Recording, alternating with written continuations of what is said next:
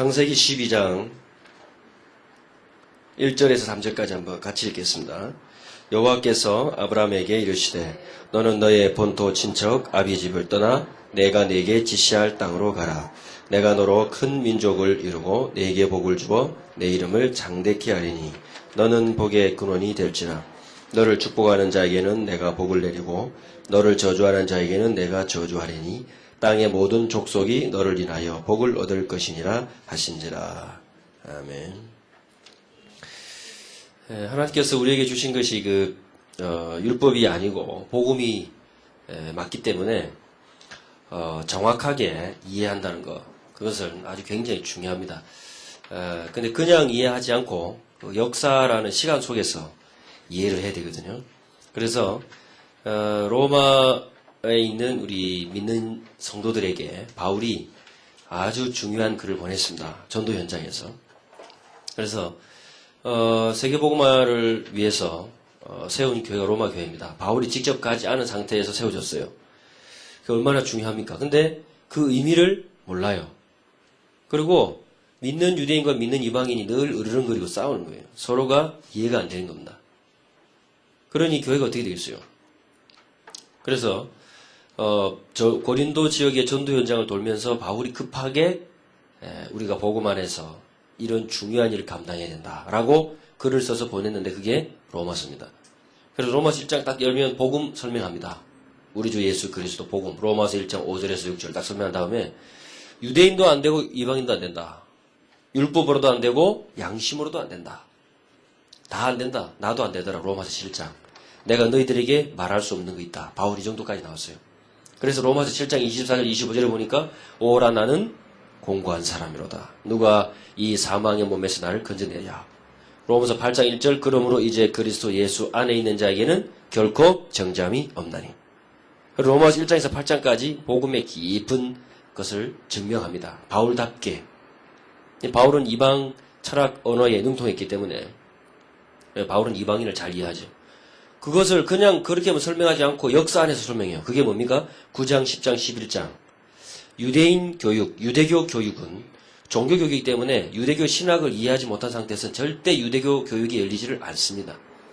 그리고 세상에 많은 교육 이론들이 있지만은 그것은 이미 유대인들이 5,000년 전에 다 헛것이라고 증명 내린 거예요. 그거 지금 쓰레기를 붙잡고 있는 거죠. 그 증거가 뭐냐?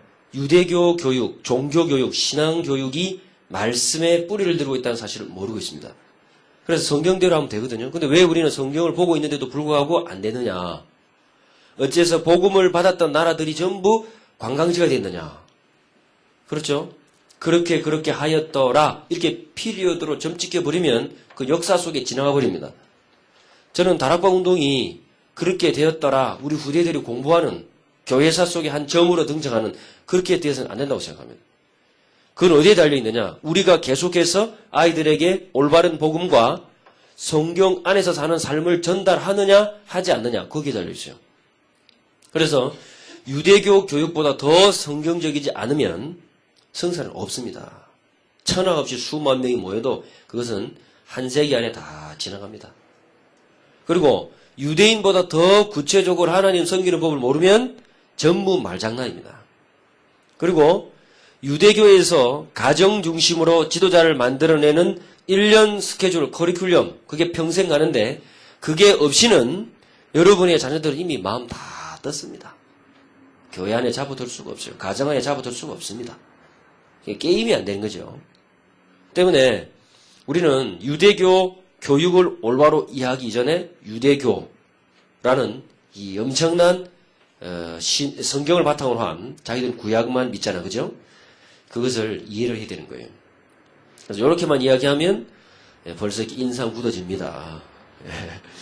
무슨 소린가 싶어가지고 쉬운 복음만 듣다가 이거 이제 하나님 머리 찌가 내리려 합니다. 근데 바울은 그런 전도 현장 누구보다도 유대인인 바울이기 때문에 바울은 절대 이방이 아니에요. 유대인입니다. 그러면서도 이방 현장을 이해했어요. 때문에 복음과 전도의 눈으로 볼 때 유대인과 유대교 교육을 올바로 볼 수 있다. 유대교 교육을 볼 수 있는 것은 복음 가진 자만 가능한 거예요. 올바른 복음을 봐야만 탈무드가 뭔지, 그들이 왜 성경 중심을 교육하는지 이게 보이는 겁니다. 그걸 알고 있는 바울이 로마에 있는 교회를 보니까 한심하기 짝이 없어요. 믿는 유대인, 믿는 이방인 다 싸우는 거예요.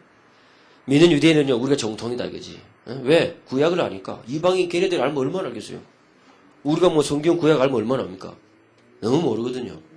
우리는 레위기를 보더라도 이렇게 음식 나오잖아, 그죠? 뭐를 먹어라, 먹지 말라. 먹는 음식, 먹는 짐승들이 정해져 있잖아요. 그거 따지면 우리는 굉장히 율법이라고 생각하죠. 근데 의미는 몰라요. 왜 국 갈라지고 대세김질 하는 것만 먹으라 하느냐. 잘 모르잖아요. 그죠? 왜 우리 몸에 좋은 장어 왜 먹지 말라 하느냐. 모르잖아요. 왜 독수리나 매 이런 걸 먹지 말라 하느냐. 모릅니다.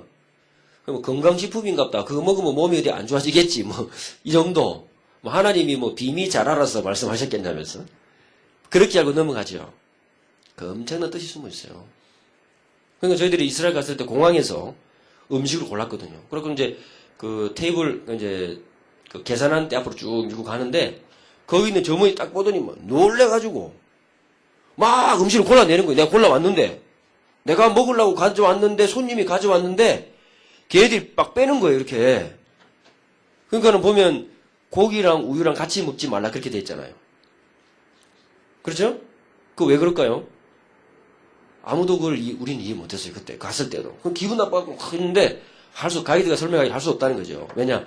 요 식당은 정통 유대인이 운영하기 때문에 철저하게 지킨다는 거예요. 음식법을. 그런데 제가 이제 그 쭉 관련된 이스라엘 문화에서 책을 읽다 보니까 그들의 레위기 그 음식법을 설명하는 책이 있더라고요.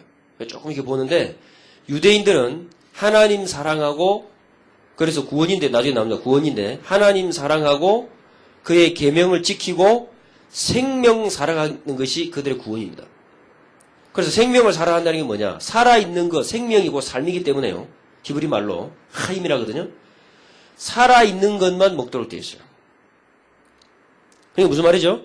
생명을 선택하도록 부름받은 거예요. 생명만 선택하도록. 그게 하나님을 닮아가는 방법이 하나입니다. 그런데 고기는 죽은 짐승으로 나오죠. 우유는 산 짐승에서 나와요. 그래서 두 개를 같이 먹으면 안 되는 거예요. 그러니까 유대인들은 먹는 것도 살아있는 것만 먹도록. 죽어있는 거 먹으면 안 돼. 돼지, 죽으면 쓰레기 먹잖아요. 장어 마찬가지. 그렇죠? 그런 거 먹으면 그게 죽음을 선택하는 거기 때문에 선택하지 마라. 너네들은 빛으로 전 열방의 제사장 나라로 부름받았기 때문에 빛만 선택해라. 옷도 마찬가지. 두 개를 섞어서 짠 거 입지 마라. 그게 뭡니까? 생명을 원하는 생명 쪽으로 선택하면서 살아라 이 말이에요. 그거를 이론적이나 관념적이나 이렇게 이데아로 하는 게 아니라 어떻게 알아요? 현실 속에서 알아요. 현실 속에서. 먹는 것부터. 그래서 먹는 거 구별해라. 음식법. 시간 구별해라. 안식일. 가정 구별해라. 결혼. 정확하게 가정 중심으로. 그게 성경대로 살고 있죠. 우리가 아이들을 어떻게 가르치는 것이 나을 것이냐라고 고민하는 사이에 걔네들은 성경대로 이미 하고 있어요. 그게 유대교 교육입니다. 그래서 왜 우리가 유대교 교육을 이해할 수 없었는가? 두 가지를 얘기했습니다. 그것이 정치적인 이유 때문이었다. 그러니까 세계사 속에 오일 쇼크라든지 뭐 이렇게 외환 위기라든지 군데군데에 유대인들이 다 개입이 되어 있습니다. 그러나 그런 정치적인 거 이전에 유대인을 학살하는 세계 민족의 큰 역사상의 아픔 이면 속에는 다른 이유가 아니라 신학적인 이유가 있다. 그 신학적인 이유 밑에는 무슨 해석이 있다? 잘못된 성경 해석이 있다. 그래서 유대인들이 망하는 사상이 선민사상이라면 이방인들이 망하는 사상은 대체신학이에요. 두 개가 다른 것이 아니라 똑같아. 왜요? 복음을 주셨는데 이 복음을 좋아가지고 간수하기만 바빴어요.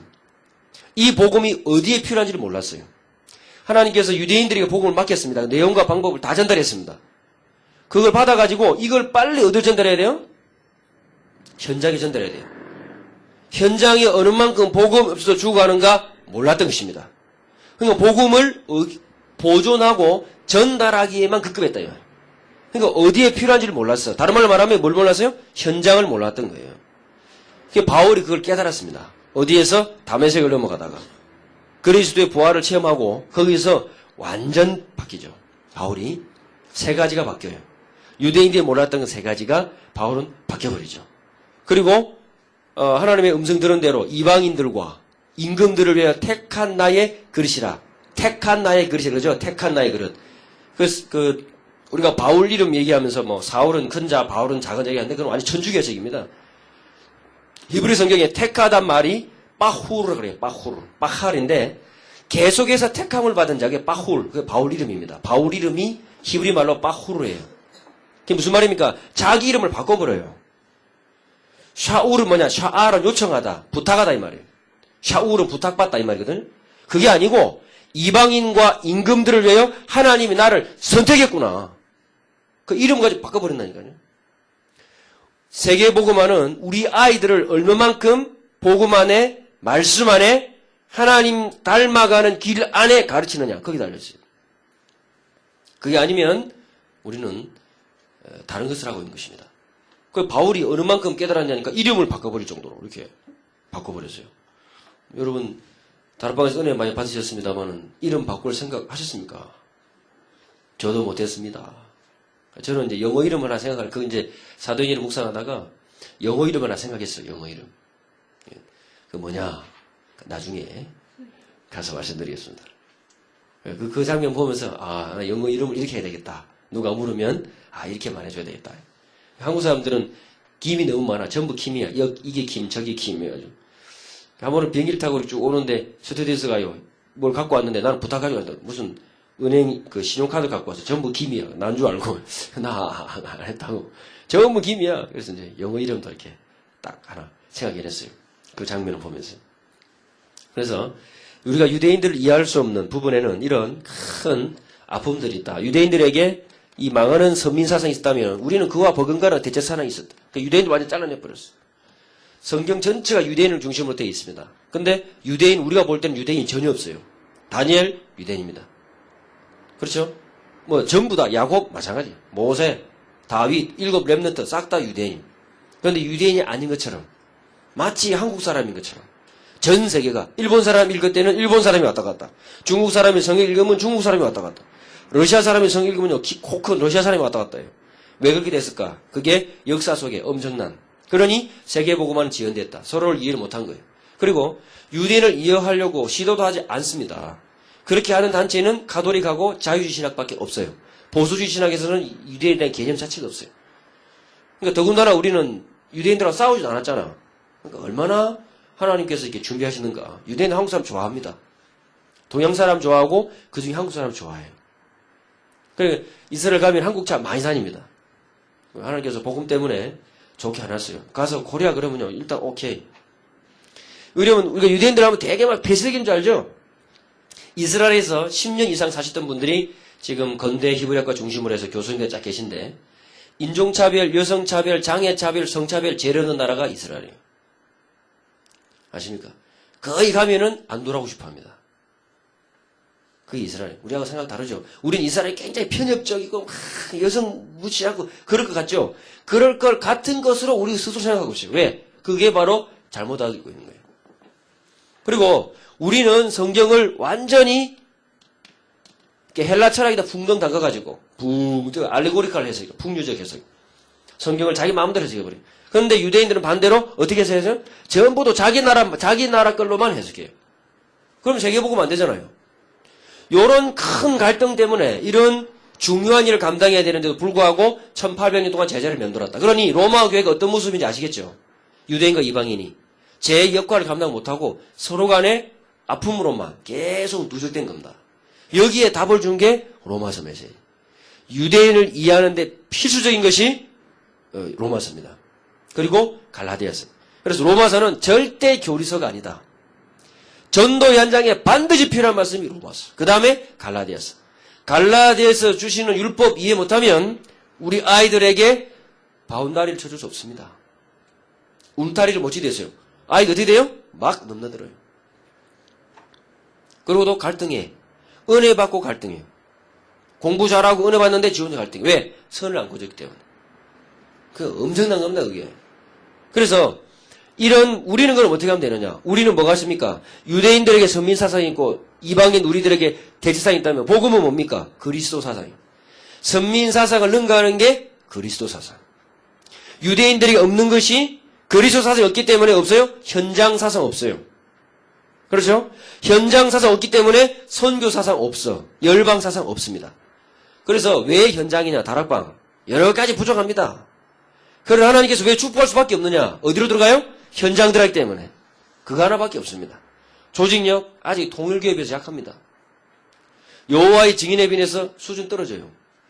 여호와의 증인들, 뉴욕 워치타워 센터 제일, 세계에서 인쇄술이 제일 발달한데, 여호와의 증인 건물입니다, 워치타워. 거기 맨 꼭대기층에서 평신들이 모여가지고 히브리어 성경, 구약 성경 원어로 배우고 있어요. 세계 지도자들 불러 모아놓고. 우리 봤나, 히브리어인지 헬라어인지 무슨 꼬부라졌는지 펴졌는지 알게 뭐야. 여호와의 증인들이 원어를 갖고 본 거예요. 기독교인들 제일 좋아하는 성경문제 30개. 거기에서 성자 예수 그리스도 말할 때 헬라어 앞에 정관사 빠져 있습니다. 그 30개 찾아가지고 기독교인들 찾아다녀. 봐라. 성부 하나님 앞에 정관사 있다. 성자 예수 그리스도 정관사 없다. 그래도 갔냐? 정관사 없으면 귀신 신자거든. 요한복음 1장 12절에 요한복음 1장 1절에 보니까 태초에 말씀이 계시냐 이 말씀 하나님과 함께 계시니 이 말씀은 곧 하나님이십니다. 그 두 번째 하나님 할 때 정관사 없어요. 그거 다 갖고 와서 보여준다고. 그런 거 30개 구약 신구에 합쳐가지고. 기독교인들 꼼짝 못합니다. 지금 돌아다니는 할머니들은요 1차전이에요.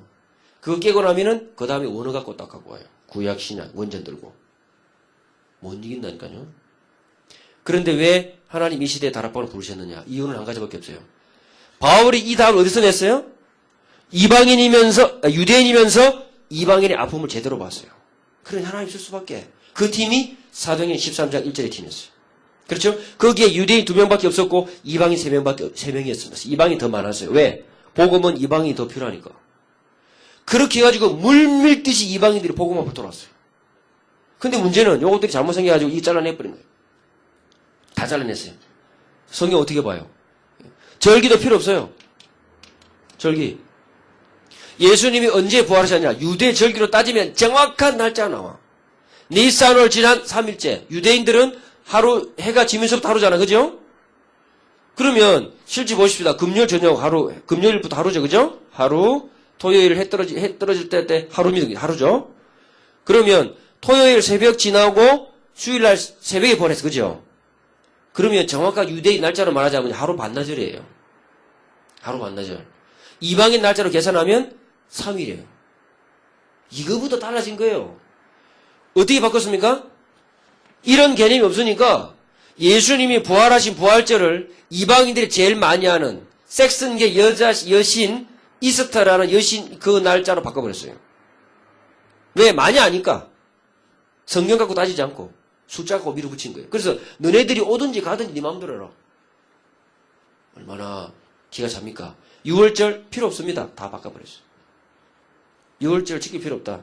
그것을 그렇게 하고 지금부터 425년 오늘부터 시작해서 유대와 관련된 이스라엘과 관련된 모든 예배 예식 다 없앤다.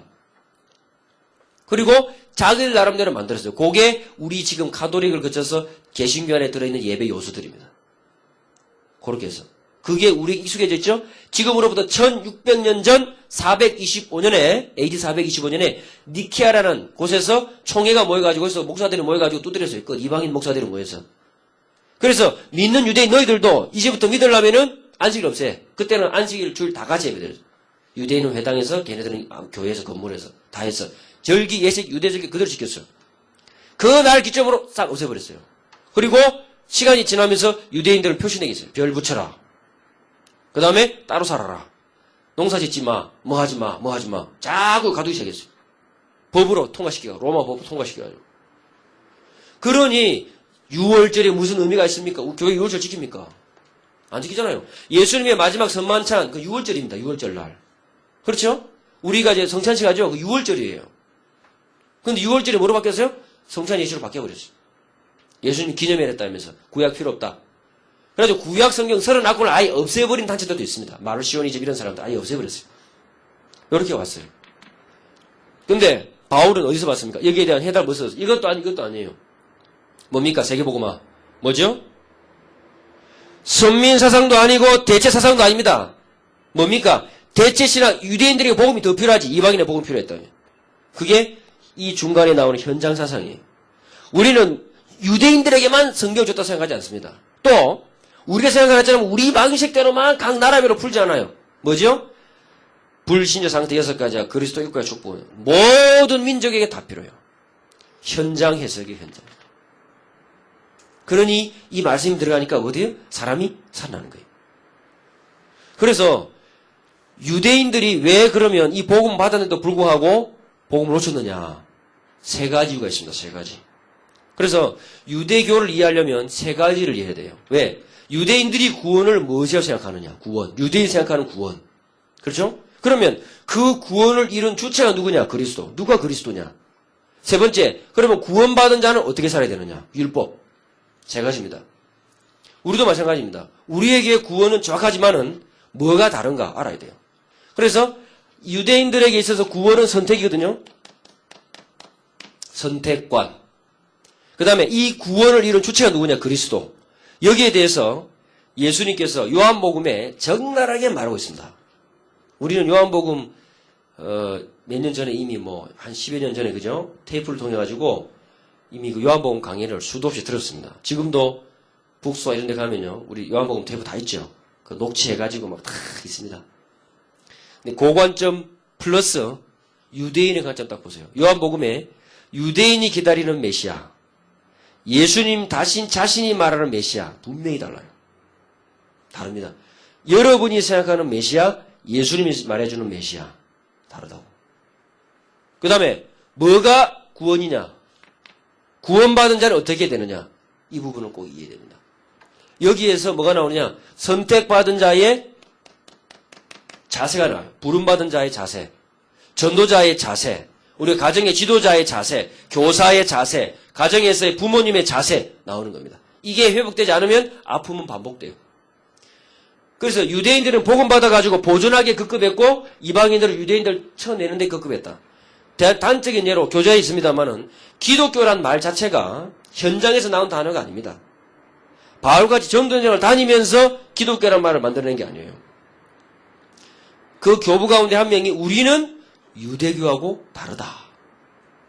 그걸 말하기 위해서 책상머리에서 만들어낸 말이 기독교라는 단어입니다. 얼마나 기가 막힙니까? 그럼 벌써 보세요. 바울 이후로 30년 만에 복음은 현장성을 놓쳤어요. 어떻게 보면 알 수 있느냐? 교회사를 연구해보면 바울 이후 디모데 그 밑으로 제자람이 없습니다. 복음을 놓친 게 아니라 복음의 현장성을 놓쳤습니다. 어떻게 됐어요? 또 신학화되고 책상머리에 앉아되고 교리화되고 이론화되고 현장을 거리고 멀어져 버립니다. 그게 교회사 속에 되풀이 됐어요. 그래서 선택받은 자는 어떻게 되느냐? 하나님께서 틀림없이 먼저 불렀어요. 그걸 보고 뭐라 그러냐면은 소명이라 소명. 왜 불렀을까? 나를 왜 지도자로, 왜 교사로, 왜 가정의 부모로 불렀을까?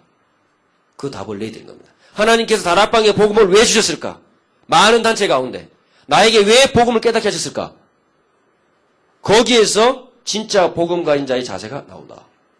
그래서 이걸 선택을 이해해야 되는데요. 창세기 12장 1절 13절에 보니까 틀림없이 3가지를 약속하셨습니다. 뭐가 나오냐니까 아브라함이 약속하기를 너로 말미암아 했거든. 너 아브라함 개인이 복을 받았죠. 그 다음에 민족이 이스라엘 민족이 복을 받았어요. 선택받은 것만 틀림없습니다. 그 다음에 뭐가 있습니까? 너로 인하여 전 열방이 복을 받을 것이다. 유대인 한 명을 불렀는데 그때 당시에 동방에 의인 욥이 있었지만은 욥을 택한 것이 아니라 유대인인 아브라함 택했어요. 그것도 메소포타미아를 건너온 자. 이 히브림이란 말은 이제 이브리란 말은 말해서 왔거든요. 이브리 아바르가 되면은 지나오다, 건너오다. 왜냐? 메소포타미아를 건너서 왔으니까 건너온 자, 이민자란 말이에요. 말하자면. 그러니까 바벨론에서 볼 때는 그죠? 메소포타미아 강 너머에 살던 놈이 건너왔어.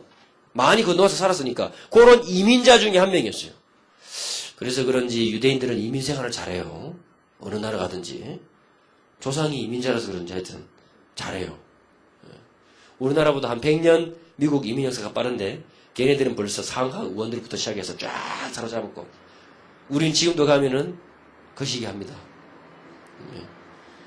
그래서 이제 우리 자녀들이 지금 이제 유대인들 지나가던 자리를 좀 빨리 따라가고 있죠.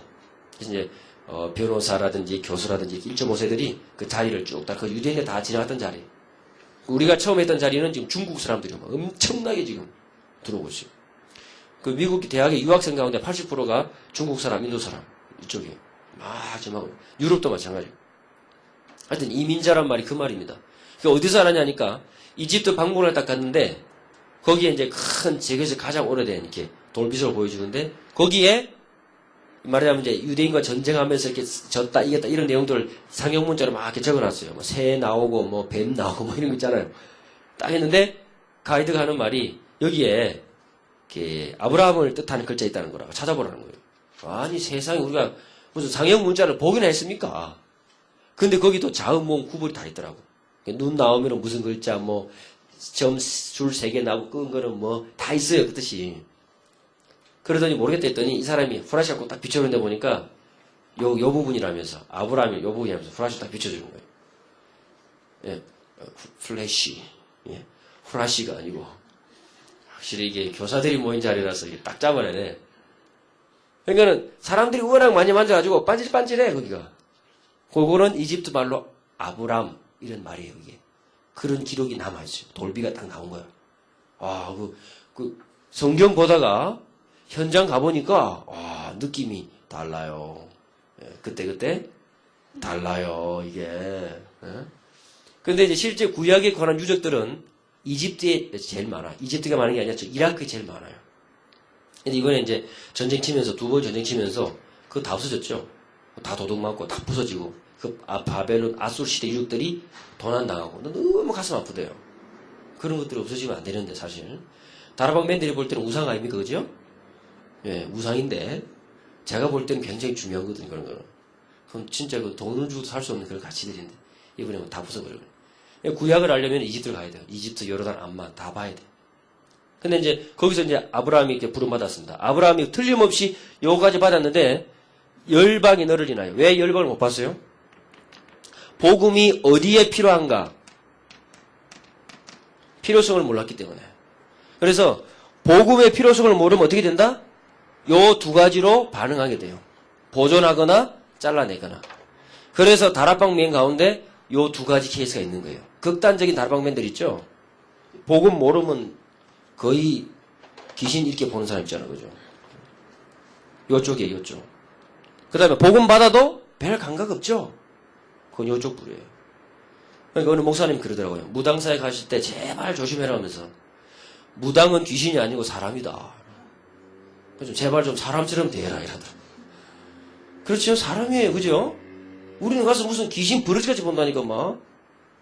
제가 부산에 있을 때도 그 얘가 완전 돌아가지고 굿하고 돌아가지고 아버지 칼로 찔러 죽인다고 난리를 피울 때 그 가까이 살던 우리 집사님이 가서 얘를 만나고 이야기하는데 내가 옆에 있어도 기분 나쁜 거예요. 무슨 너무나 막 그렇게 막 그죠? 개 같은 거 때리면서 말하잖아. 그죠? 근데 사람이 그렇게 말 못 해도 그게 왜 그렇습니까? 제대로 못 봐서 그런 거예요. 양쪽 극단으로. 그러니까 유대인들이 왜 복음을 줬느냐? 이 3가지 복음 중에 맞는데 뭘 놓쳤어요?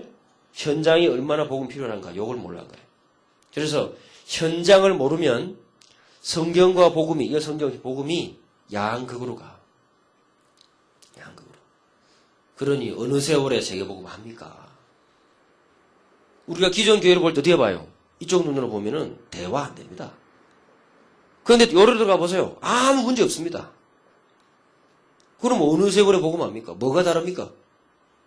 우리가 아이들에게 복음의 자부심 심어줄 때 요렇게 심어버리면 괴물됩니다. 요렇게 심어버리면 어떻게 돼요? 걔는 아무 표시가 없어요. 현장과 자기 정체성 잃어버립니다. 그러니까 교육을 하는 우리가 교회에서나 학교에서나 직장의 교사인 우리가 올바른 관점 이게 중심추라고. 바울이 이걸 봤어요. 왜? 복음 받아가지고 보존하는데 최선을 다했습니다. 자기 문제 해결됐습니까? 안 됐죠? 현장 보니까 드디어 제대로 보이잖아요. 이 균형이. 이걸 보니까 제대로 다 보인 거예요. 그래 눈 딱 뜨고 보니까 이 복음이 유대인에게만 필요한 게 아니구나. 누구한테 필요하구나? 이방인에게 필요하구나. 눈이 탁 열린 거예요. 바울 눈이. 이 복음 보고 나니까 나만 구원받을 게 아니구나.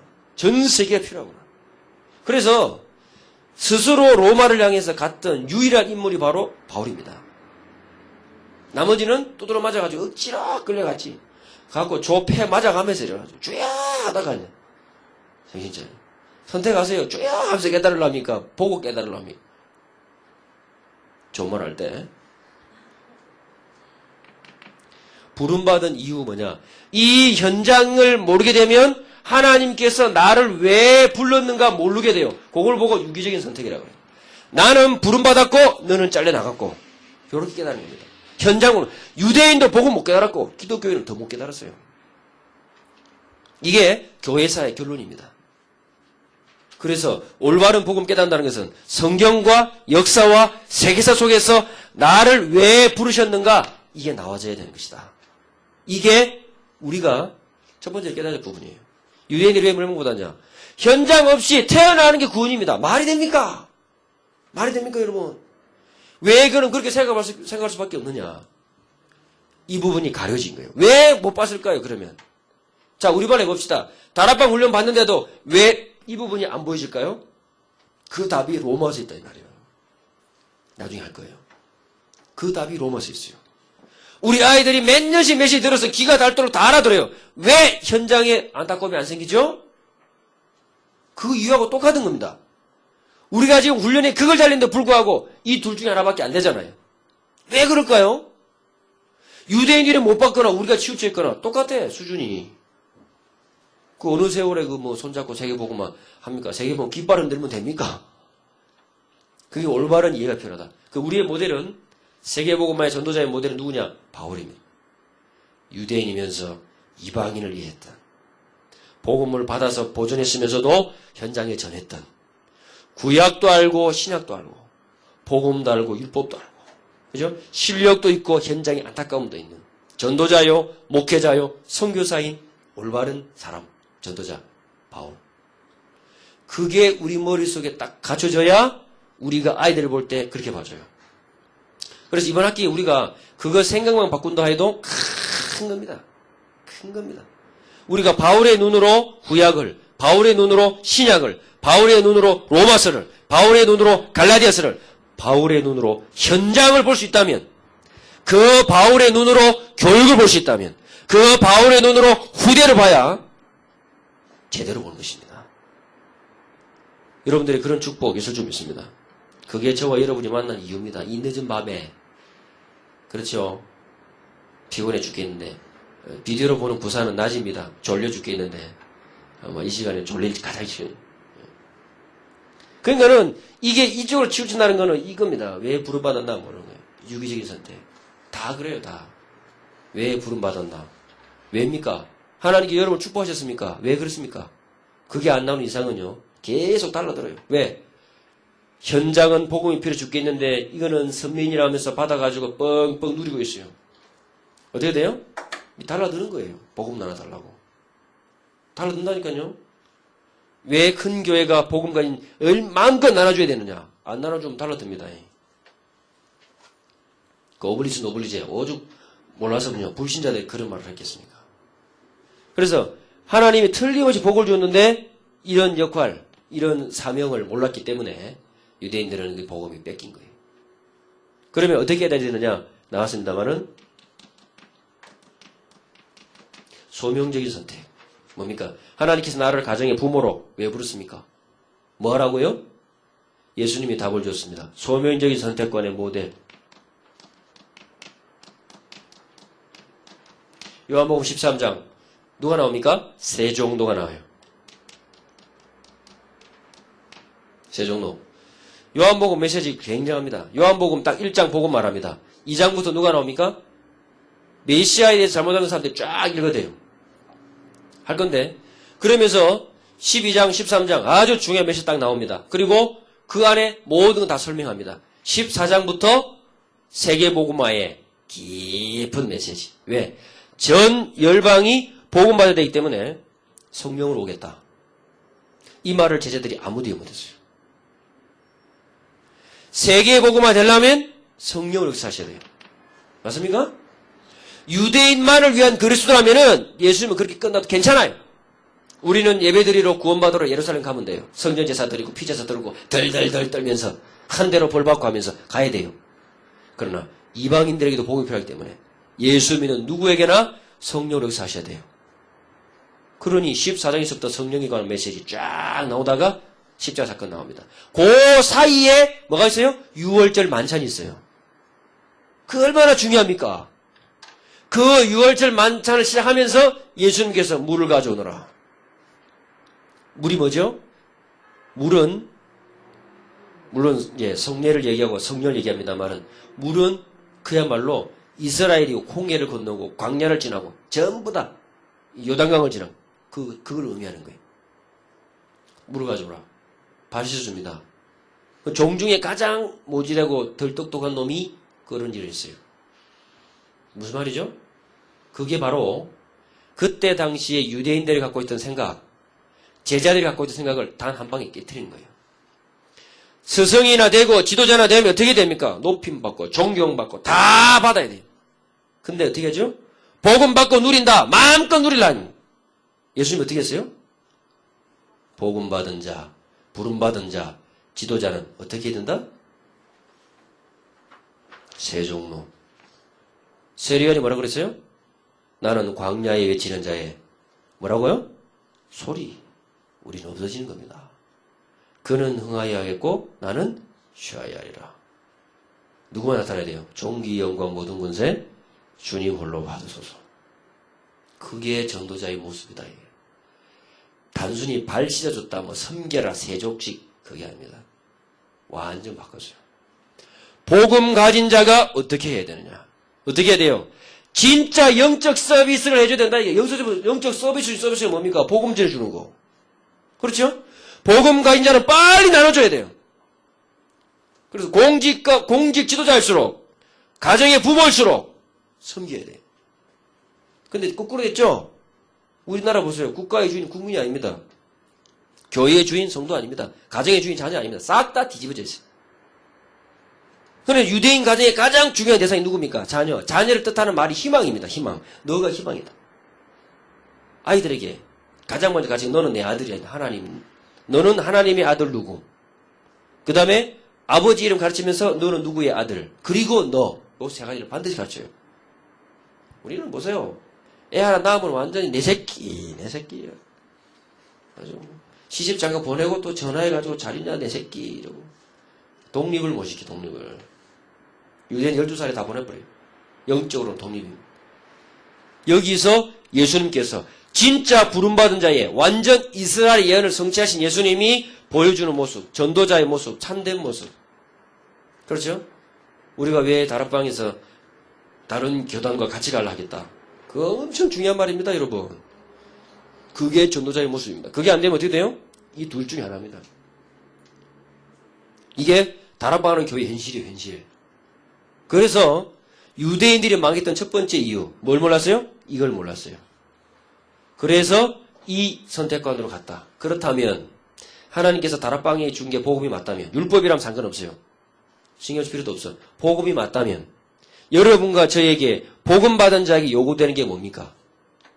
이 자세라. 그래서 보십시오. 우리가 지난번에도 그런 이야기를 했습니다만 이런 현장에 대한 부분이 우리에게 안 깨달아지면은 누구나 다 이렇게 간다. 유대인이 그렇게 갔다? 우리도 그 길 가는 거예요. 모양만 달라지. 껍데기만 다르지 누구나 다 그 길을 간다. 역사가 증명하고 성경이 증명했어요. 그래서 우리 다락방이 비록 모자라지만은 여러 가지 연약한 부분이 있습니다만 현장 우리 가슴 속에 영원한 단어로 남으시길 바랍니다. 벌써 자리 탐하고 뭐 돈 따라가고 명예 따라가고 그런 현장 없는 거예요. 그 인간은. 그거는 그 즉시 그 순간부터 그는 생명이 죽어버린 거예요.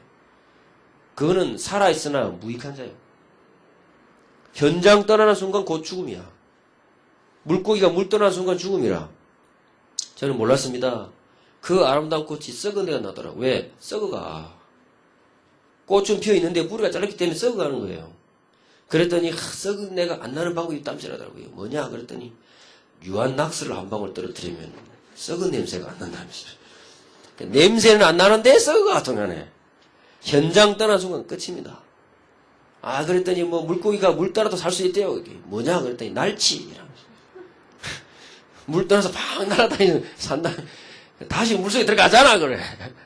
어떻든 우리 전도자의 모습은요 현장입니다. 여러분 영원히 현장 매너로 남으시기 바랍니다. 그것 때문에 여러분은 부모로 가정의 지도자로, 교회의 지도자로, 사회의 지도자로 부르신 거예요. 요 정도 조금 우리나라가 이제 복음의 빛이 들어가는지 하여튼 간에 경찰서도 가니까 조금 수준이 낮아졌더라고요. 이거 서십시오 이라고. 동사무소도 그죠? 많이 친절해지고 더 깎아져야 돼요. 교회 문턱도 깎아지고 더 복음 가진 자가 정말 현장 보면서 이 자세가 나와요. 그리고 거기에 대표적인 예가 그리고 그런 눈으로 바울을 도왔던 사람이 아나니아입니다. 아나니아는 무슨 말이에요? 야자만 하나님이거든요. 아나니야, 요야, 그죠? 야가 하나님을 뜻해요. 사페리 야, 전부 야자는 하나님입니다. 아나니아, 하나님의 은혜. 아나니란 말이 은혜란 뜻이에요. 이 사람이 바울을 제대로 도왔지. 그런 숨은 전도 제자, 그런 현장맨, 하나님이 나를 왜 부르셨는지, 억만지약 가운데서 나를 왜 구원하셨는지, 왜 나를 이 자리에 두셨는지, 그게 나오지 않는 이상 우리는 방황은 계속된다. 전도 캠프가 계속되는 게 아니라 방황이 계속돼. 그 결과 어떻게 됩니까? 이렇게 들어가서 양극단 중에 하나로 치우치는 거. 자부심은 좋아. 다른 거 전혀 안 봐. 완전 칼이야. 다 잘라요. 10년 전만 해도 합숙 안 갔다 오면 그 인간도 아니었어. 그러니까 일반 기독교에서 볼 때는 기가 찬 일이지. 이런 갈등. 그러니까 지금도 그렇거든요. 우리는 뭐 예사로움밖에 훈련이 상대방이 이해하지 않은 상태에서 막 밀어붙여 보세요. 이상하게 온다고. 여러분 혹시나 한 번씩 기독교 방송이라든가 기독교 서점에 한번 가보세요. 요즘 흘러가는 트렌드가 어떤 건가 좀 보고 좀 이렇게 눈높이는 맞춰야 될 거 아니야. 전혀 몰라. 뭔 소리가.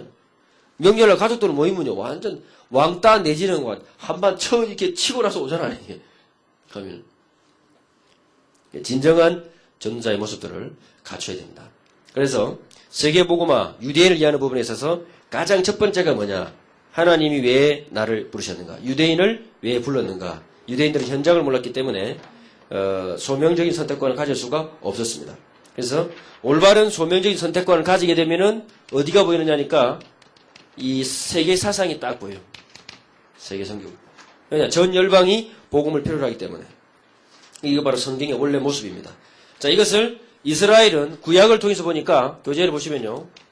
구약을 통해서 누군가는 이 일을 성취해야 되는데 아무도 성취를 못했어요. 왕을 세워놨더니 하는 것 같더니 안 돼. 제사장도 안 돼. 선지자도 안 돼. 다 안 돼. 그럼 이걸 진짜 성취시킬 사람이 누군가 여기에서 메시아를 기다립니다. 그리고 신약에 보니까요. 그리스도께서 오셨어요. 그리스도께서 오셨음에도 불구하고 이게 그 사람들에게 적용이 안 됐다 이 말이에요. 왜? 자기를 왜 불렀는지를 몰랐기 때문에. 이것이 구약과 신약의 큰 아픔이었다. 자, 이것이 입축되면서 우리는 뭘 기억해야 되느냐? 하나님께서 이스라엘을 부를 때 세계복음화의 완벽한 계획 속에 불렀기 때문에 마지막 시대가 될수록 사도행전은 이루어져 나가고 로마서의 말씀이 성취가 될 것입니다. 그것을 이해할 수 있는 지도자가 나와야 된다. 그것은 누구에서 나오느냐? 유대교를 이해한, 유대교의 한계를 이해한, 그들보다 더 성경을 알려고 하는, 그들보다 더 하나님 응답을 받으려고 하는 참된 전도자와 그 가정이 나와야 그 속에서 자란 후대가 이 일을 감당할 수 있습니다. 우리는 무슨 역할을 하면 돼요? 세워주는 역할을 하면 돼요. 누굴 세워줘요? 후대와 자녀와 후배를 세워줘야 돼요. 바울이 이방인인 우리를 전도자의 동역자로 동등선에 세워줬어요. 유대인인 바울이 복음 때문에 이방인인 우리를 이 정도까지 세워줬어요. 그 결과 사도행 13장 세계복음화의 첫 선교팀 가운데 흑인도 들어가 이방인이 들어가 있었어요. 엄청난 일입니다. 그럼 지금 누가 필요합니까? 누가 필요할까요? 그게 이제 우리의 기도 제목이에요. 유대인들이 왜 망할 수밖에 없느냐? 왜 불렀는가? 현장, 부름받음에 대한 현장의 이유가 없었기 때문에. 왜 없었느냐? 로마서, 고린도 전후서 설명하고 있습니다. 그것도 바울이 이야기하면 자기 말 쓰지 않습니다. 구약을 인용해가지고 정확한 답을 주고 있어요. 왜? 유대인이 구약하니까. 그것도 유대인들이 제일 존경하는 다윗의 글을 인용해서 당신들이 이것 때문에 현장 놓친 거 아니냐라고 로마서에 답을 주고 있어요.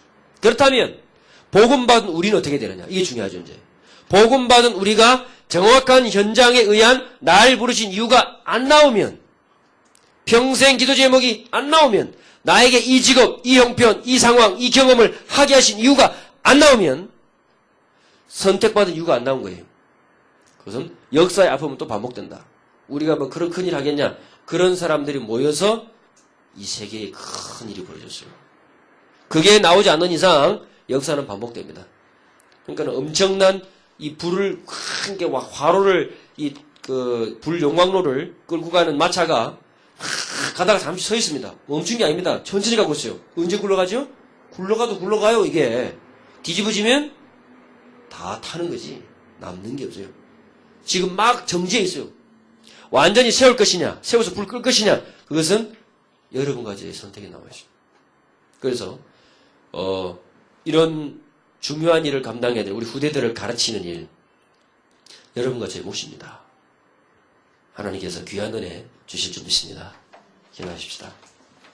하나님 은혜를 감사합니다. 하나님의 분명한 목적 속에 유대인을 부르시고 이방인인 저희들에게 이 귀한 복음을 주셔서 유대인들이 이해하지 못했던 그리스도 사상, 현장, 선교, 열방, 세계를 보게 하시고 그 복음 받은 자의 분명한 역할, 지도자로, 부모로, 교사로, 먼저 앞선 인생의 선배로 부름받은 그 이유 분명히 깨달아서 하나님의 소원과 현장이 필요로 하는 이 시대의 지도자들 만들어낼 수 있도록 유대인들보다 성경을 더 많이 알고 유대인들보다 하나님의 응답을 더 많이 받고 유대인들보다 가정 중심으로 더 자녀를 바르게 양육할 수 있는 진정한 지도자들이 나오게 하여 주옵소서. 감사를 드리며 예수 그리스도 이름으로 기도하옵나이다. 아멘.